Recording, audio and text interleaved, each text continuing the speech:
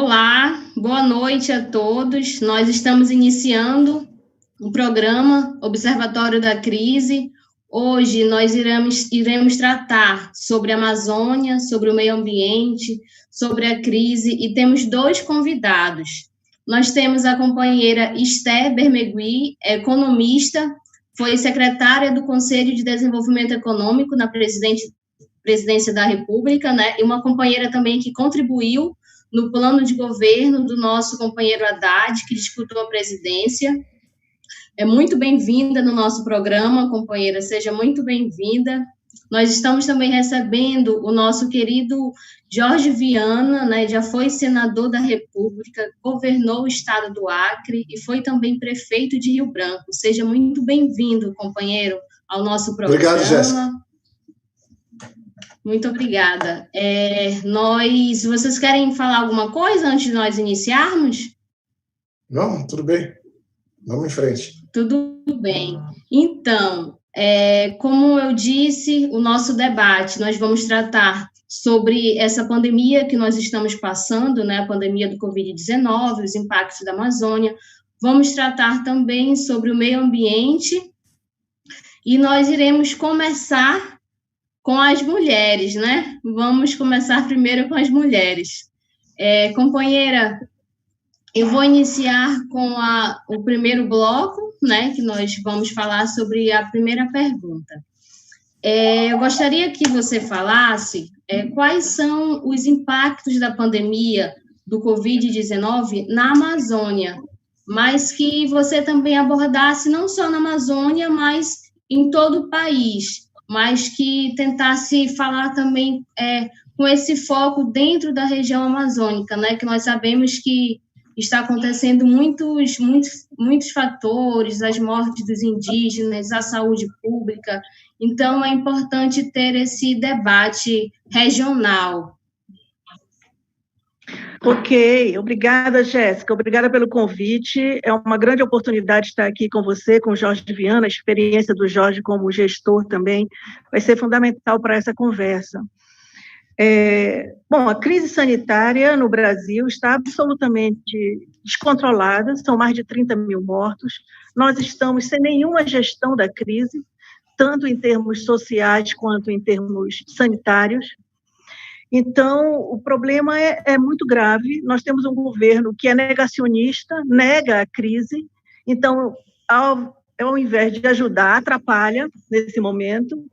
Nós tivemos algumas iniciativas no início dessa pandemia, como isolamento social e etc., que depois perderam fôlego, e hoje nós estamos com a maioria dos governadores flexibilizando o isolamento social, ao mesmo tempo em que as mortes continuam aumentando, o número de infectados também.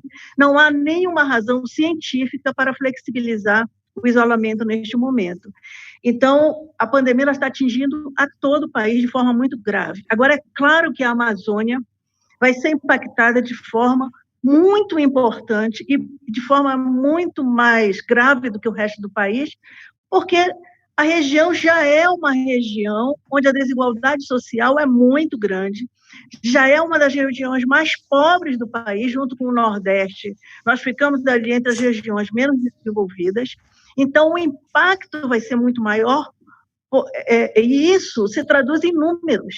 Por exemplo, se você vai olhar hoje a incidência do Covid por 100 mil habitantes, entre os 10 primeiros estados onde há maior incidência por 100 mil habitantes do Covid, 6 são da Amazônia. 6 são da Amazônia. Além de tudo, na Amazônia, nós temos um conjunto, na nossa população, povos que já têm uma fragilidade, tanto social, né, quanto específica mesmo, porque já passou por várias pandemias, como povos indígenas, ribeirinhos. Oi, diga, Jorge. Não, só para te ajudar assim, nisso, queria agradecer muito a Jéssica, mas eu acho que é importante. Tem um outro diferencial, você traz assim, esses dados que nos assustam, né, que deixam a gente triste, mas, por exemplo, né, nós agora passamos, no caso do Brasil, do 550 mil pessoas contaminadas. 550 mil pessoas contaminadas. Passamos das 30 mil mortes. Os dados de hoje estão atrasados, ninguém sabe porque que o Ministério não apresentou. Mas eu trago só para complementar o que você está falando, enquanto que, na média brasileira, o número de mortos por 100 mil habitantes chega em torno de 14 pessoas, 14,8, quase 15 pessoas morreram do coronavírus, da Covid-19, para cada grupo de 100 mil habitantes. Na Amazônia são 32 mortes. 32 mortes para cada 100 mil habitantes na Amazônia. O meu estado está 18. No Amazonas foram 50 mortes para cada grupo de 100 mil. Então, de fato, na Amazônia, Jéssica, você está falando de Manaus, nós estamos vivendo uma situação onde parece que a ausência do governo federal ela causa mais mortes. Porque, olha, nós estamos no terceiro ministro da Saúde, hoje o governo decretou que o ministro da Saúde segue interino, gente. No meio de uma pandemia, nós estamos no terceiro ministro interino. Isso é um crime que está acontecendo no nosso país, quando a gente precisava, quando as prefeituras, os governos precisam da ajuda federal. Para piorar isso, o presidente vetou hoje. Estava o presidente da Câmara reclamando, os governadores e prefeitos, ele vetou da ajuda para os estados, dinheiro exclusivo para socorrer os estados e municípios na pandemia, ele vetou, tirou 8 bilhões de reais. 8 bilhões que vão fazer falta, que vão deixar de salvar vidas. Então, para mim, isso é muito grave. E aí, também, eu queria aproveitar e colocar uma questão dos índios. Tem uma divergência de números na questão indígena. Mas o governo fala em 1.600 indígenas contaminados com a Covid-19 e fala em 59 mortes. Veja só, a Organização dos Povos Indígenas do Brasil, ela fala que são 1.809 indígenas contaminados e o número de mortes, em vez dos 59 que o governo fala, são 178, de 78 povos indígenas diferentes. Então, é uma situação muito grave, que quando chega na aldeia, eu frequento as aldeias, eu gosto de conviver com nossos parentes indígenas, eu fico triste de ver, porque numa aldeia, a forma como eles vivem, né, convivem, a chegada de um vírus desse e a fragilidade que os próprios parentes indígenas têm, até para uma gripe comum, imagina para um vírus desse que eu peguei, eu sofri, eu sei o que é isso. Ele é muito grave. Então, lamentavelmente, esse vírus chega no Brasil na hora que a FUNAI está desaparelhada, que a saúde indígena está desprezada, que o povo da Amazônia está sem políticas. E aí, Esther, você que trabalhou no planejamento, no Ministério do Planejamento, você que trabalhou como secretária do Fórum de Desenvolvimento Social, poxa vida, é triste, sabe? É triste porque não são números, são famílias. Eu conheço muitas famílias que perderam pessoas queridas. Então, nós estamos falando de, gente, mais de 30 mil famílias que perderam alguém que eles amavam. Por conta do...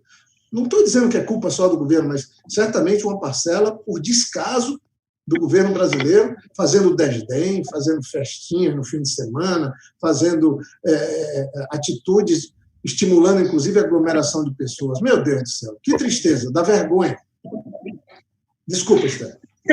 Não, sem dúvida. Eu acho que é excelente a sua intervenção, é isso mesmo. E o que você falou por último, quando a gente lembra das políticas públicas do governo Lula, do governo Dilma, o apoio à população indígena, à população da Amazônia, se nós refletirmos sobre o que era o Mais Médicos, a importância do Mais Médico na Amazônia, um programa que foi totalmente desmontado, a importância do programa Mais Médicos, por exemplo, para os distritos especiais, distritos sanitários, né, especiais indígenas, era muito importante. Só na região norte, nós tivemos o Mais Médicos aumentando em mais de 37% a presença de médicos na Amazônia. Imagina o que são esses desejos agora sem esses médicos. A população indígena tem mais um fator de contaminação aí, que é o seguinte, ela precisa, como o desejo, como esses distritos sanitários indígenas estão totalmente desaparelhados, sem médicos, a população indígena vai para a cidade para se tratar. É mais um foco de contaminação. Vai para a cidade para buscar a ajuda emergencial. É outro foco de contaminação.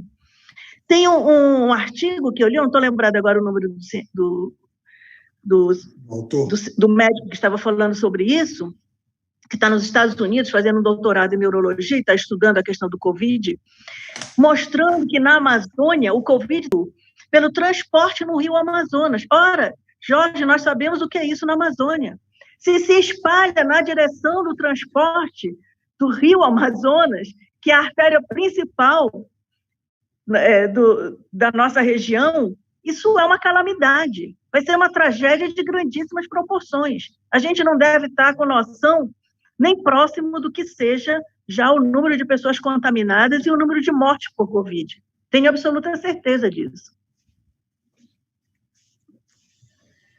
Esther, rapidamente, também para complementar a tua fala, né? No relatório de demografia médica, né?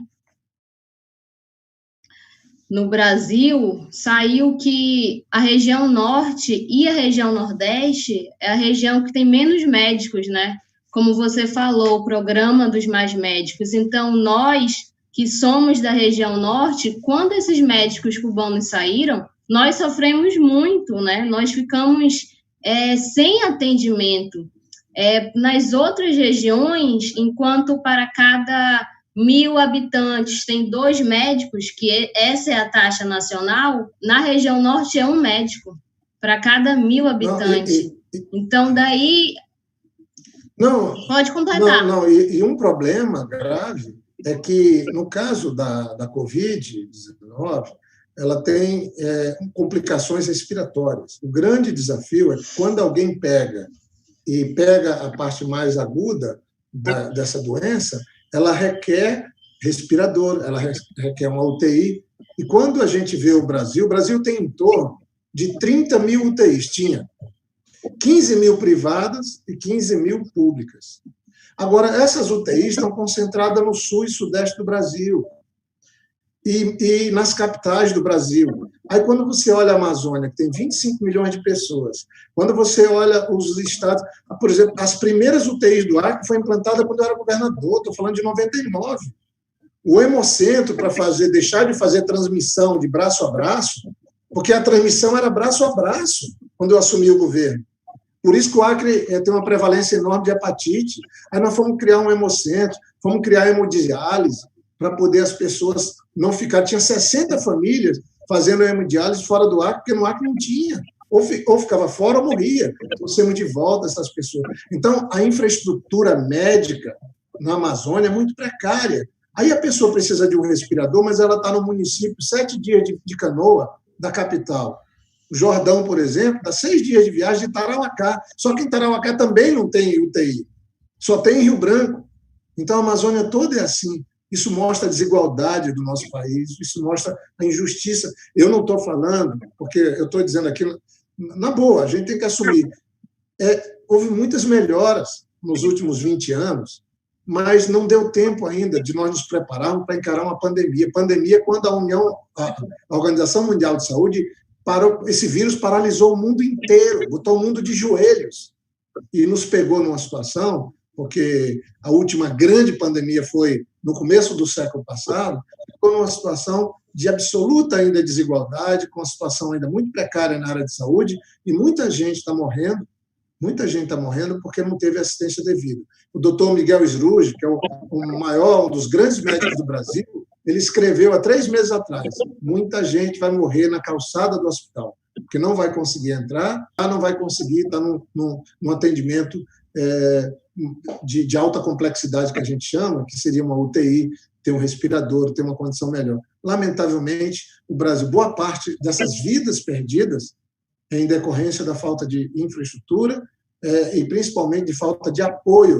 Porque o que aconteceu? A ideia de fazer o isolamento social era para dar tempo dos governos terem os hospitais de campanha, levar o UTI para o interior. Lá no Acre, o hospital de campanha do governo ainda nem começou a funcionar. Eu não estou acusando o governo, porque nessa hora eu acho que a gente tem que dar apoio, não tem que ficar fazendo nenhum questionamento que seja do ponto de vista político. Mas quantas vidas poderiam ter sido salvas em vários municípios se os hospitais estivessem funcionando? Passou quase 3 meses, os hospitais não estão funcionando e a Covid tomou de conta e agora está no interior, inclusive nas aldeias.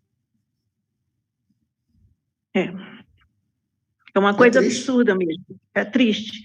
E como você estava falando, por exemplo, o indicador de leitos de UTI, enquanto no Brasil, na região norte nós temos 4 para 100 mil, no sul tem 8 para 100 mil. E isso sem pensar, sem levar em consideração o que você falou, que essas UTIs estão localizadas em cidades que ficam muito distantes uma das outras. A distância é um problema grave na nossa região. Então, não adianta dizer que eu estou em Paragominas, mas tem uma UTI em Belém. É impossível, não vai chegar vivo. Entendeu? Então,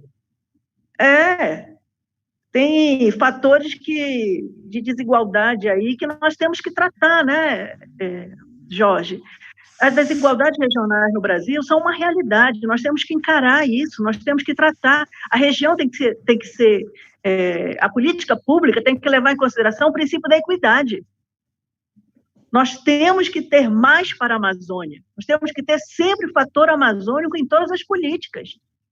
Se tem um para o Sul e para o Sudeste, para o Centro-Oeste, tem que ter 10 para nós, porque nós temos que recuperar a dívida que o país tem com a Amazônia. Outro dia, na conversa com o Haddad, eu falava isso, né? Eu falei, se nós passarmos uma régua na infraestrutura ferroviária, rodoviária, infraestrutura aeroportuária, na infraestrutura, inclusive, de saúde, a infraestrutura até de concentração de educação, né? Nós vamos ver que tem uma dívida muito grande com o Norte e o Nordeste do Brasil. No governo Lula, o Lula olhou para o Norte e para o Nordeste. Gente, tem implantado o Luz para Todos, ter levado centros de conhecimento de universidade para o Norte e para o Nordeste foi uma coisa extraordinária. Ter criado o SAMU, ter criado farmácia popular. Se não tivesse isso, gente, a situação era muito pior, era muito mais precária. Agora, o pessoal acabou com a CPMF, que era dinheiro, tiraram bilhões da saúde. E aí, esse dinheiro está fazendo falta. É um dinheiro que tiraram, fizeram festa no Congresso quando acabaram com a CPMF, mas não botaram nada no lugar. E agora os prefeitos e governadores não têm dinheiro. Agora, o que me deixa mais triste é essa coisa que você estava falando, da desigualdade. As pessoas não fazem conta. A desigualdade brasileira é uma vergonha. O Brasil é o segundo país do mundo mais desigual. Só perde para o Catar. O relatório que saiu das Nações Unidas, o relatório de desenvolvimento humano da ONU, do final de dezembro do ano passado, coloca isso. 1%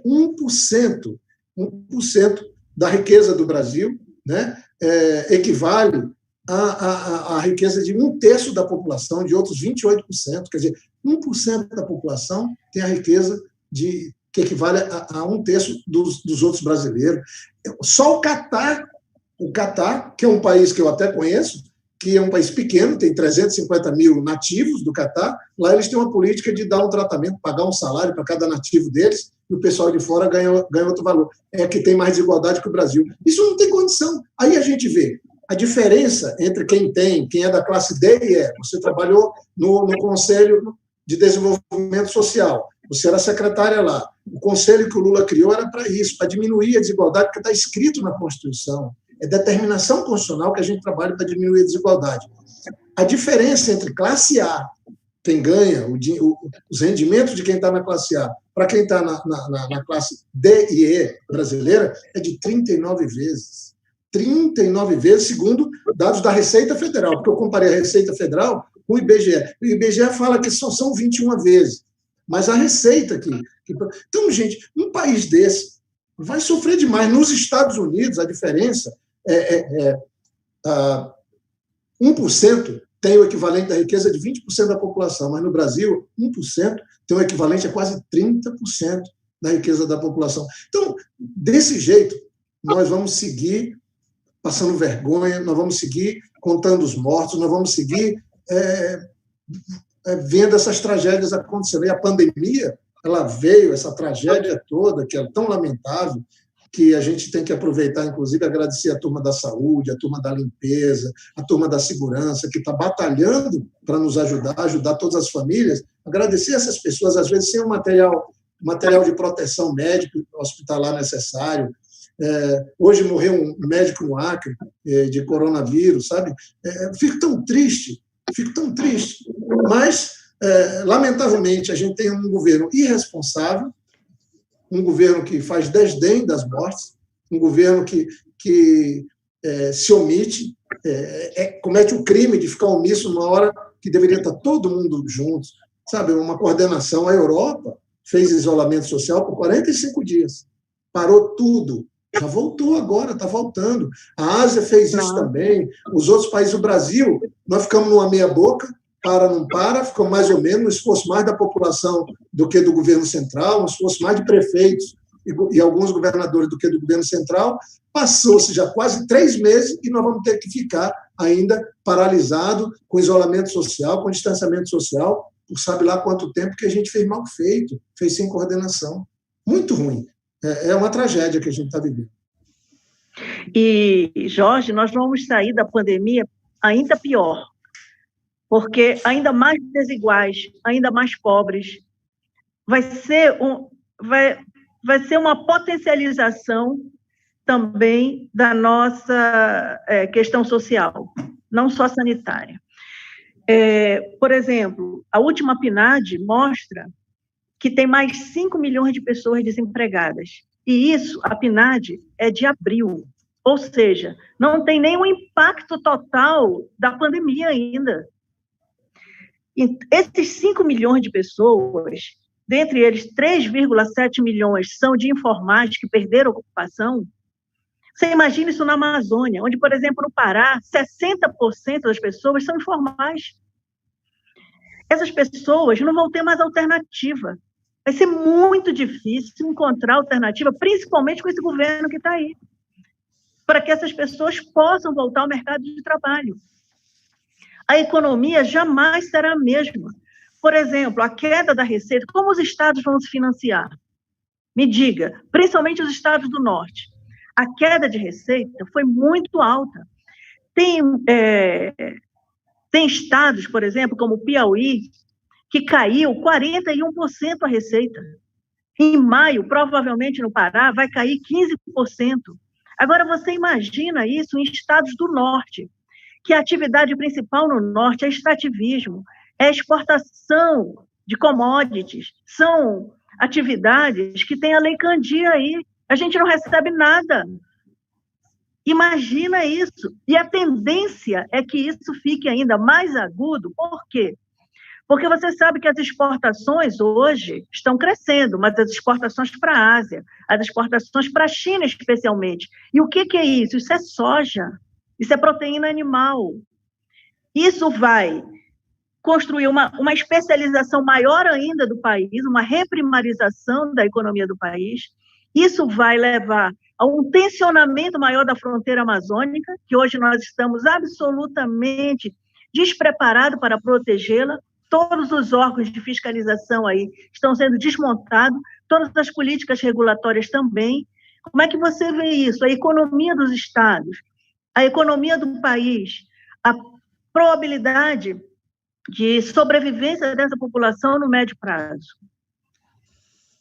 Esther, só para complementar também, aqui onde eu resido, na cidade de Manaus, Manaus é a capital com o maior número de desempregados do país, né?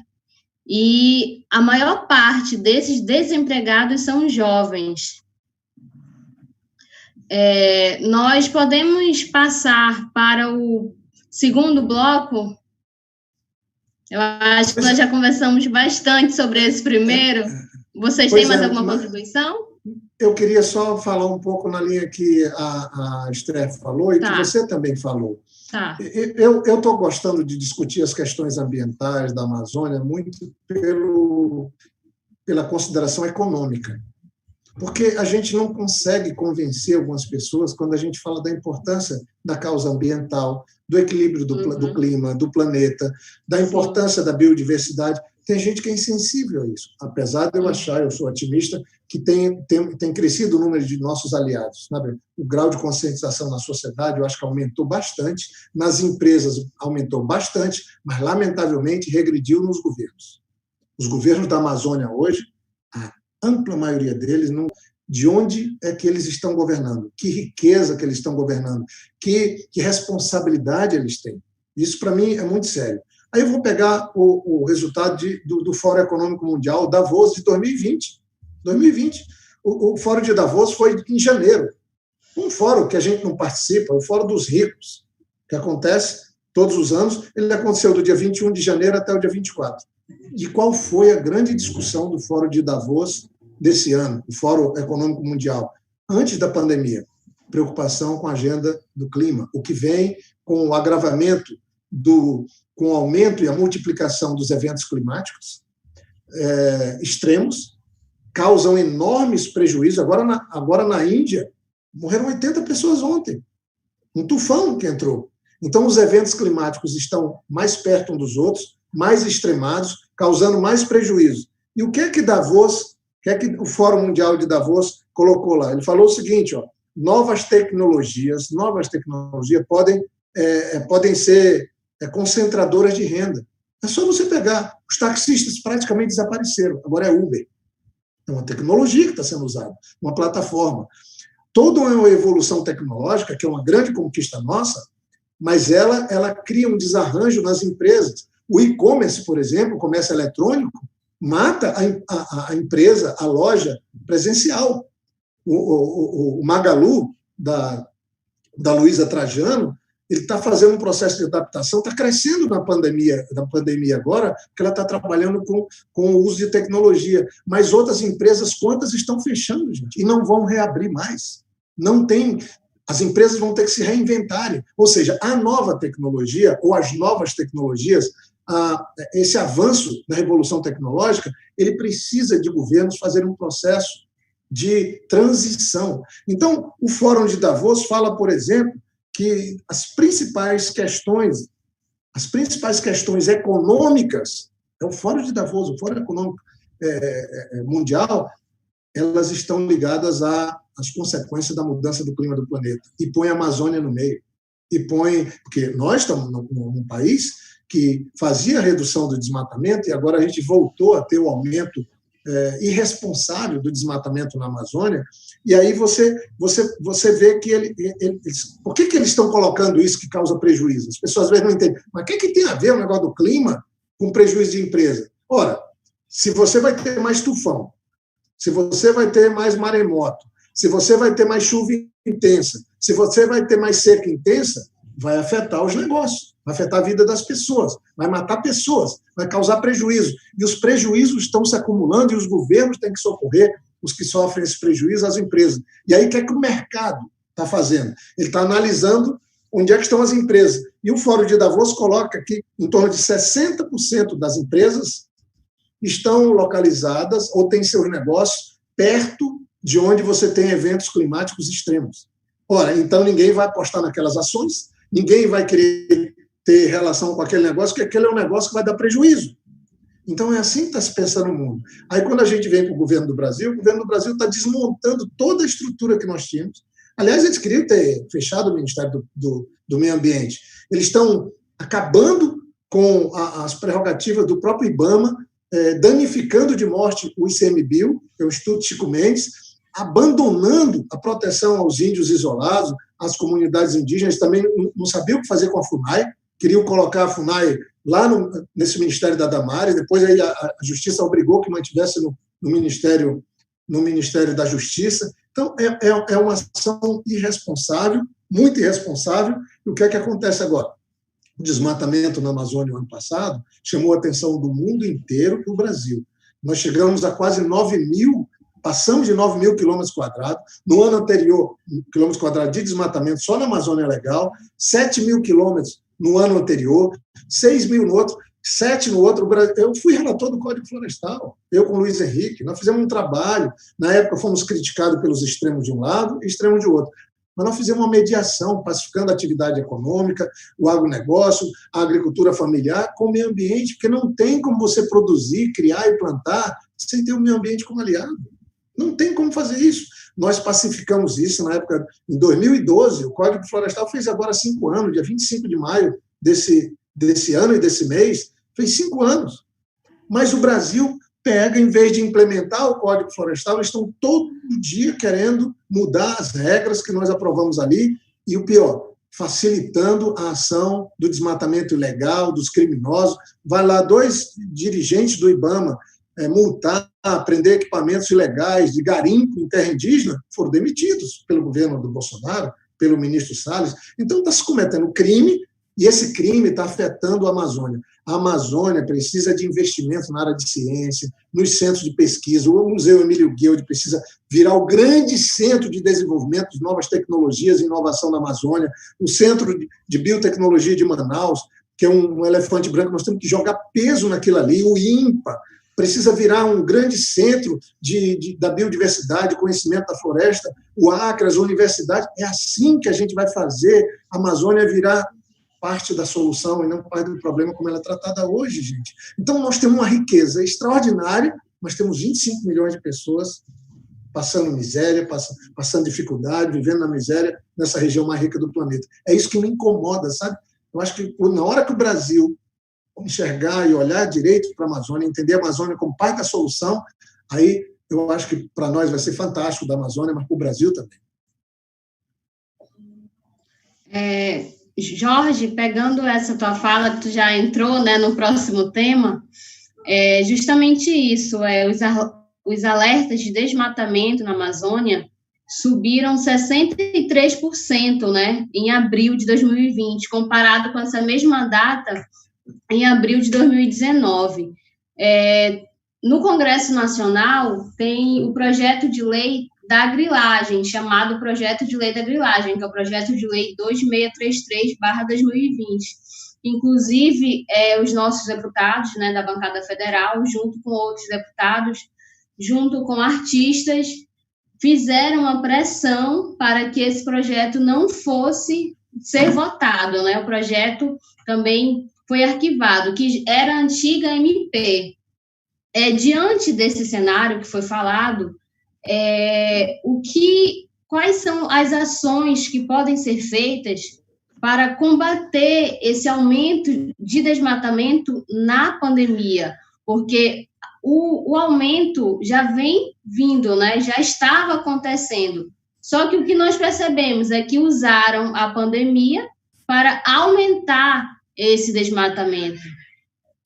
Pois é quase inacreditável. Nós estamos vivendo isolamento social, distanciamento social, no meio de uma pandemia e o desmatamento ilegal da Amazônia quebrando recordes. Eu conversei com o Tasso Azevedo esses dias agora, ele trabalha com o MAP Biomas. Ele faz um trabalho extraordinário de um apanhado de tudo. Tem um pessoal do Amazon que faz um trabalho extraordinário. O INPE virou uma referência mundial de monitoramento da cobertura florestal do Brasil, gente. Mais de 30 anos fazendo isso. O que aconteceu ano passado? O Bolsonaro foi demitir o diretor do INPE, desmontar, desacreditar a ciência. Aí o mundo inteiro entendeu que o Brasil estava tendo um desmatamento, quase que dobrou o desmatamento de quando nós votamos o Código Florestal em 2012 para o ano passado, 2019, nós votamos o Código Florestal em 2012. Até 2019, quando entrou o Bolsonaro, ele praticamente dobrou, já está perto de 10 mil quilômetros quadrados. Então, eu fico muito preocupado com isso, porque é uma ação de governo. Foi as falas do Bolsonaro, de alguns governadores, a ação do ministro do Meio Ambiente que estimulou o desmatamento ilegal, a ampliação do garimpo. Essa é a realidade que a gente está vivendo. Aí, mesmo na pandemia, imagine quando nós chegarmos nas queimadas de agosto, de setembro, quando misturar fumaça com o vírus, que tem sérios problemas para quem tem problema respiratório. O Brasil vai misturar as duas coisas na Amazônia.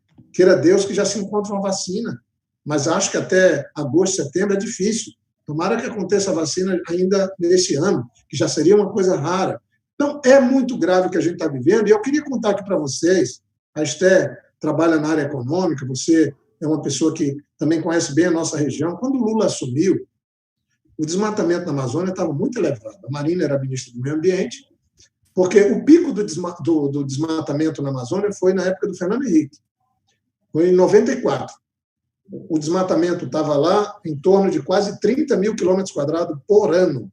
30 mil quilômetros quadrados, para vocês terem uma ideia, o Brasil tinha mais ou menos 60 mil quilômetros quadrados de floresta plantada. A cada 2 anos, a gente desmatava o equivalente a tudo que a gente plantou de floresta em 500 anos. É uma loucura. Eu sou um engenheiro florestal, uma área que eu gosto muito e tal. Mas o Fernando Henrique, para tentar enfrentar essa situação do desmatamento, naquela época, as pessoas proprietárias de terra na Amazônia podiam desmatar metade da sua área, a outra metade é a reserva legal. Isso tinha sido criado pelos militares. Porque quem fez o Código Florestal, que eu reformei com o Luiz Henrique, foram os militares em 1965. Aí eles criaram o IBDF em 67. Aí eles criaram a Secretaria de Meio Ambiente do Brasil, Especial de Meio Ambiente, em 73. Aí, em 92, o Collor criou o Ministério do Meio Ambiente. E na criação do Ministério do Meio Ambiente está escrito lá, defender o meio ambiente, trabalhar para conservar a biodiversidade brasileira, cuidar das unidades de conservação. O ministro Salles, naquela reunião fatídica ministerial, ele explicitou que ele trabalha contra o meio ambiente, ou seja, ele está cometendo crime. Era para ser impeachmentado, era para ser tirado do ministério, como o pessoal coloca. Então, vinha essa situação toda, o Sarney criou aquele Nossa Natureza em 88, um programa importante. Aí veio o Fernando Henrique, aumentou a área de reserva legal nas propriedades para 80%. Quando o Lula assumiu, com a Marina, ministra, o desmatamento em 2004, salvo engano, chegou a 27 mil quilômetros quadrados. Aí, naquele ano, a Marina estava trabalhando, o ministro do Meio Ambiente criou um programa de combate ao desmatamento. E de 2004 até 2013, 2012, a Isabela fez um bom trabalho também, e outros ministros, o Brasil reduziu o desmatamento em 82%. Agora, o grande lance disso, reduziu o desmatamento, reduziu as emissões de gases de efeito estufa que alteram o clima, e o Brasil dobrou, mais que dobrou, a produção de grãos, que era de 85 milhões de toneladas por ano, quando o Lula assumiu, e quando o Lula entregou, já eram quase 180 milhões de toneladas. Depois passou para 200 milhões de toneladas, ou seja, é possível você reduzir o desmatamento, é possível você aumentar a produção de alimentos, a criação de gado, a produção de arrobas de boi, usando tecnologia, usando melhor as terras. Então, não venham me dizer que o desmatamento está vinculado a querer aumentar a produção de alimentos. Não, ele está vinculado à grilagem de terra, ele está vinculado à especulação de terra, porque, lamentavelmente, no Brasil, a terra vale mais se ela estiver sem floresta do que se ela estiver com a floresta, porque nós nunca apoiamos de verdade os centros de pesquisa, de inovação, porque são eles que vão dar resposta econômica para o uso sustentável da floresta. Sem dúvida. Tem um relatório do Ministério Público Federal que mostra que entre 2017 e 2019 foram desmatados 321 mil hectares de floresta. O mais grave é que essas áreas desmatadas já atingiram 60 unidades de conservação e 41 terras indígenas. E você sabe que no momento em que eles entram, todo o esforço nosso tem que ser para proteger, para ninguém entrar, para essas que são quase milicianos, esses grileiros, para não entrar. No momento que entra e que ocupa, a dificuldade para você tirar de uma unidade de conservação, de você tirar essas pessoas das terras indígenas, é muito maior. Entendeu? Por isso que a medida provisória 910, que agora virou um projeto de lei, ela é perigosa, porque eles estavam querendo legalizar 15 módulos por declaração. 15 módulos são 1.600 hectares. Você não está atendendo pequeno, você está atendendo pessoas que estão especulando.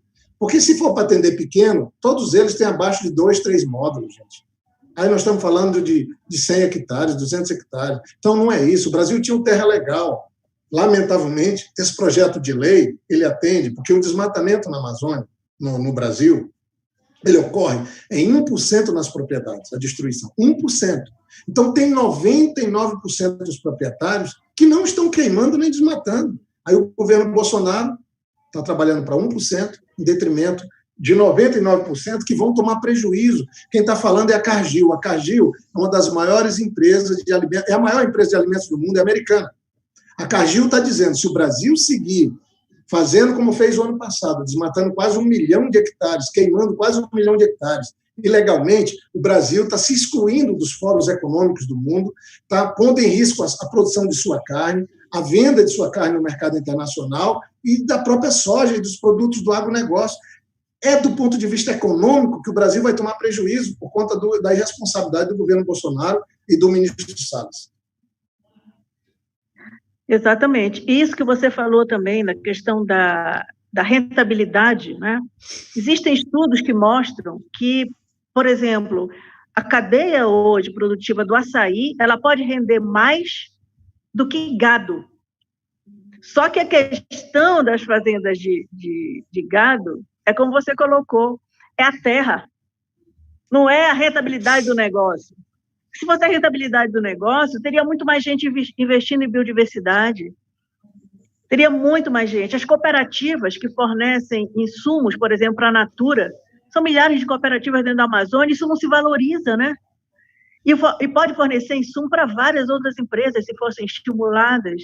Quer dizer, uma empresa como a Natura, que se fortaleceu aí dentro desse ramo de cosméticos e tal, com matéria-prima da Amazônia. Imagina o que é de oportunidade para outras empresas se fizesse isso. Uma rentabilidade extraordinária que se poderia ter em várias dessas cadeias produtivas concentradas e com base na biodiversidade amazônica. Então, dar alternativas sustentáveis é fundamental também para evitar o desmatamento. Ocupar a Amazônia com essas alternativas que vivam dos produtos da floresta. Uma economia da floresta, né? Sustentável, que seja movida pelos povos da floresta, que tenha consistência com o que é a nossa tradição. Imagina, por exemplo, a questão da pandemia, relacionando isso com a pandemia. A morte de indígenas, é claro que a população indígena, hoje, se a gente for olhar a questão demográfica, é mais de jovens e crianças, tem muitos jovens e muitas crianças.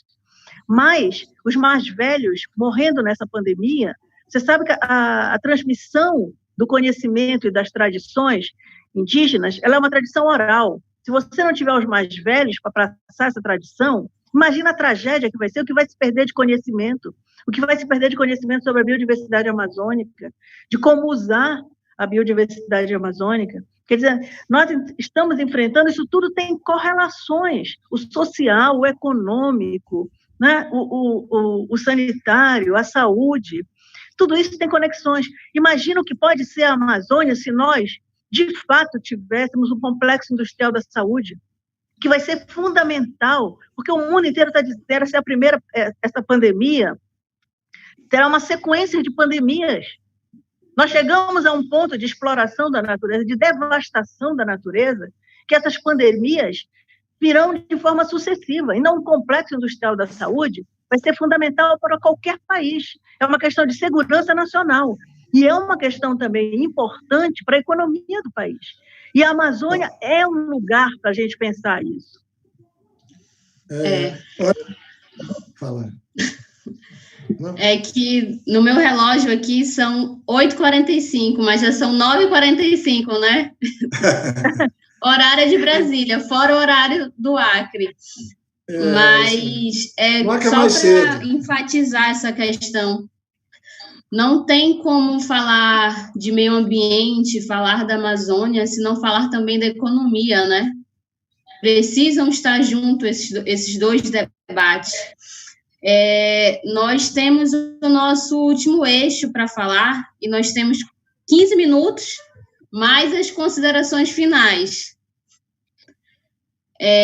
Bom, nós sabemos que a pandemia que nós estamos vivenciando, ela afetou drasticamente a economia mundial e, consequentemente, a economia aqui no Brasil. E, devido a isso, muitas pessoas perderam a autoestima, né? Muitas pessoas, muitos cidadãos perderam, assim, a esperança, né? Então, nesse sentido, quais são as ações que podem ser feitas para recuperar a autoestima dessas pessoas, para recuperar a autoestima, né, dos brasileiros? E quais são as ações que podem recuperar o Brasil, né? Diante da pós-pandemia que nós estamos passando, como vocês já falaram. O que vai ser depois daqui não é boas notícias, né? Bons resultados. Então, quais são essas ações assim que vocês podem falar para nós? Olha, pegando, Jéssica, o que você estava falando, e que a Esté também. Por exemplo, tem muitas atividades que estão desaparecendo com a revolução tecnológica que a gente está vivendo. Não estão desaparecendo empregos, as profissões é que estão desaparecendo. E outras que a gente não conhecia que estão vindo. Mas tem duas indústrias, principalmente no pós-pandemia, uma delas, que é a indústria fármaca.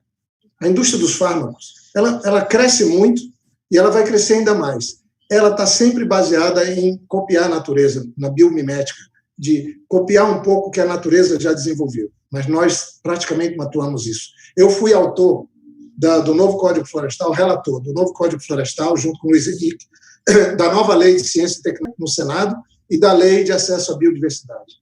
Isso é uma coisa extraordinária, mas tem que ter decisão política de fazer uso dessas leis, de aplicá-las na Amazônia. A indústria cosmética, ou seja, da higiene pessoal, ela também não para de crescer, crescia mais de 20% ao ano antes da pandemia.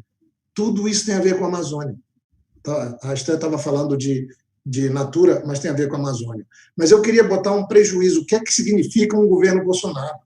Que cegamente, com raiva, num momento ruim, eu não quero xingar nem falar mal de quem votou em Bolsonaro. Meu problema é como é que a gente se livra do capitão. Como é que a gente se livra de algo que faz mal, que mata, que provoca, que envergonha a gente. Esse governo Bolsonaro envergonha. Aquela reunião ministerial foi uma vergonha. Eu tenho vergonha do ministro do Meio Ambiente que a gente tem, eu tenho vergonha do ministro da Educação que a gente tem, porque eu não posso deixar minhas filhas, meus netos perto dessa gente. E não é preconceito, não. É porque são pessoas más. São pessoas que parece que só carregam a coisa ruim dentro do coração delas, que não tem o lado humano. Não é humano o que eles fazem. É desumano o que eles fazem. Por exemplo, eles foram lá querer danificar o Ministério do Meio Ambiente. Aí nós temos aí, desde 2007, o Lula começamos a discutir a criação do Fundo Amazônia. Eu fui nas COPs todas, nas conferências do clima. Aí, em 2008, foi criado o Fundo Amazônia. A Noruega fala o seguinte: eu vou botar $1 bilhão no Fundo Amazônia. Dinheiro de hoje seria mais de 5 bilhões de reais.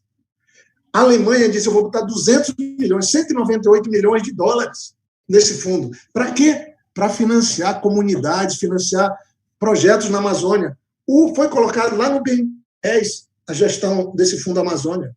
Tem mais de 2 bilhões parado dentro do BNDES, que faz falta para o povo da Amazônia, para o povo que podia não estar passando tanta necessidade, mas a maldade desse governo, com a intenção, porque a Noruega e a Alemanha não querem intervir no uso do dinheiro, só tem que estar vinculado a políticas sustentáveis, a políticas que possam trabalhar para uma economia de baixo carbono, porque esse é o propósito da redução das emissões de gases que causam a mudança do clima. Então, veja, o Brasil está perdendo isso. O maior fundo, um dos maiores fundos soberanos do mundo, que também é da Noruega, formado pelos bancos centrais de muitos países e por empresas petrolíferas, tem mais de $1 trilhão lá. Eles falaram: do Brasil, ninguém acessa isso aqui não. A Petrobras tem 10 bilhões lá. Ninguém acessa por conta do tipo de política do governo brasileiro hoje. Tirou fora lá a Vale do Rio Doce e a Eletrobras.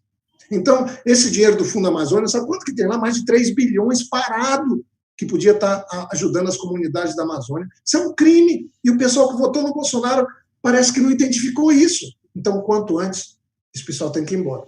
E entrar governo que respeite as regras, pode até pensar diferente da gente, não tem problema. Por isso que eu estou achando tão bonito agora esses movimentos que estão vindo via redes sociais, da internet, via de movimentos de rua, espontâneo, de todo mundo defendendo a democracia. Tomara que o Brasil tire lições desse momento terrível e difícil que a gente está vivendo. Porque a coisa mais importante agora é cuidar das pessoas, é enfrentar a pandemia, é socorrer as vítimas.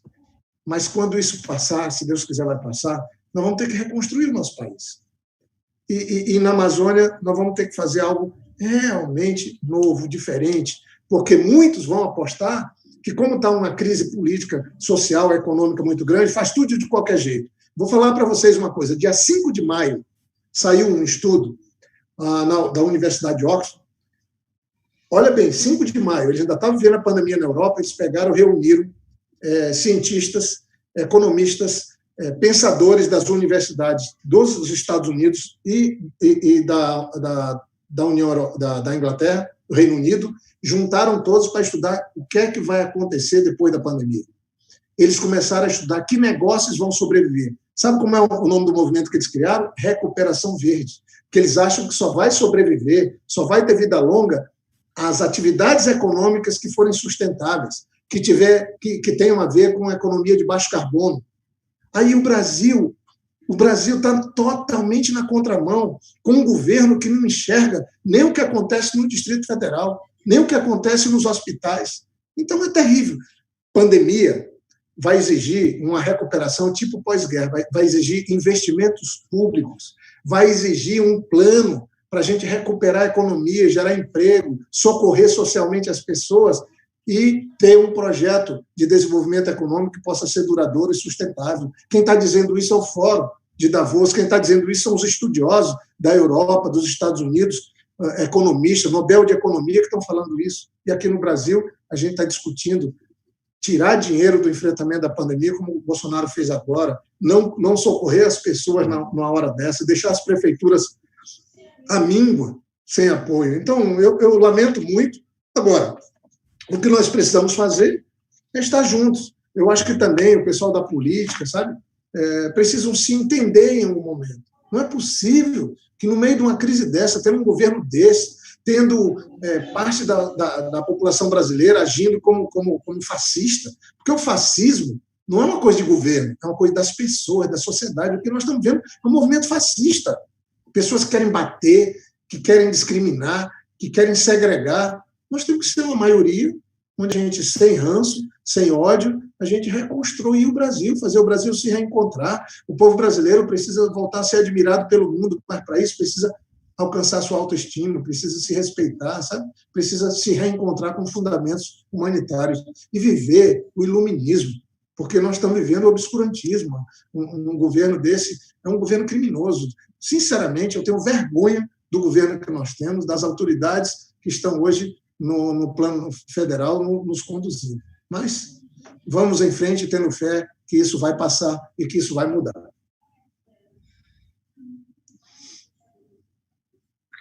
Perfeito, Jorge. Eu acho que é isso. Primeiro, superar esse momento que a gente está vivendo, passar por esse governo, tentar tirar o mais rápido possível, porque é um programa de destruição nacional que está acontecendo, com impactos terríveis sobre a Amazônia. Se a gente não tiver uma ação rápida, nós não vamos mais ter a floresta. Tem um ponto de irreversibilidade, né? A gente sabe disso.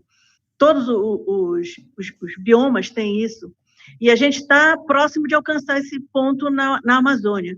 Se continuar com esse ritmo acelerado, né, de devastação que nós estamos passando agora, nós vamos chegar muito rápido nesse ponto de irreversibilidade. É isso aí, olha, tem um número. Nós temos mais ou menos 17% desmatado. A comunidade científica fala, se nós alcançarmos 25% de desmatamento, porque a Amazônia ela não é responsável pelo oxigênio do mundo, mas ela é responsável por guardar no seu armazém, nas árvores, o carbono do mundo, que quando é queimado se transforma em CO2, que é um gás de efeito estufa que destrói tudo, que está mudando a temperatura do planeta. Se a gente chegar a 25% de área desmatada, o regime de chuva muda completamente, porque a Amazônia equilibra com seu bioma, ela ajuda a equilibrar o regime de chuva, os rios aéreos, para a agricultura no centro-oeste, em toda a parte, até lá no Texas americano, ela ajuda. Agora, se chegar o desmatamento a 25%, aí, em vez da gente ser sequestrador de carbono, de guardar carbono, nós vamos passar por uma condição de emissores de gases de efeito estufa, aí é um caos total para o planeta, inclusive. Exatamente. Eu fui num seminário no Marrocos e o regime de chuvas lá dependia da Amazônia. Então,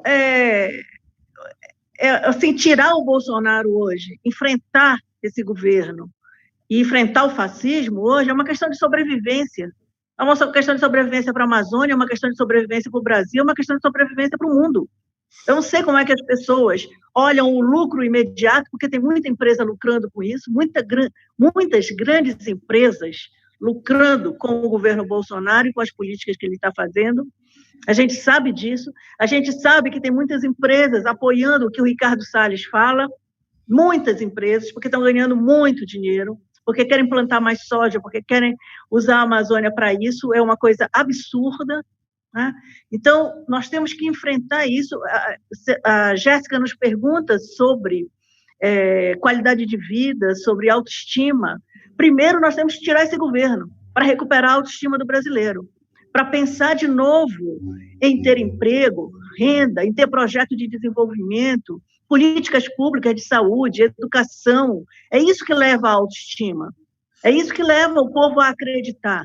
Nós temos que, na Amazônia, fortalecer a organização dos povos indígenas, fortalecer a organização dos ribeirinhos, fortalecer a organização das pessoas que estão na Amazônia, para que a gente possa, juntos, voltar a ter condições de enfrentar a devastação e o desmatamento. Nós já fizemos isso antes, nós tínhamos apoio no governo Lula e nos governos Dilma e Lula, e nós precisamos recuperar isso. Nós precisamos agora nos reestruturarmos enquanto sociedade. Não temos os governos, o governo federal que nós tínhamos antes, né? Não temos o apoio que nós tínhamos antes, mas enquanto sociedade nós podemos voltar a nos organizarmos, voltar a desenvolver essas pautas enquanto organizações, essas pautas que nos interessam na Amazônia. Então, eu acho que isso é o fundamento da autoestima, é voltar a ter soberania, é voltar a realmente se sentir pertencendo ao país que nós construímos. Esther, Jorge, nós já alcançamos o nosso tempo, né, de 1 hora nesse debate, então já estamos finalizando. Eu gostaria de agradecer a presença de vocês, né, foi muito bom, foi um debate muito rico, e acredito que nós vamos ter outros debates como esse. Muito obrigada pela participação de vocês.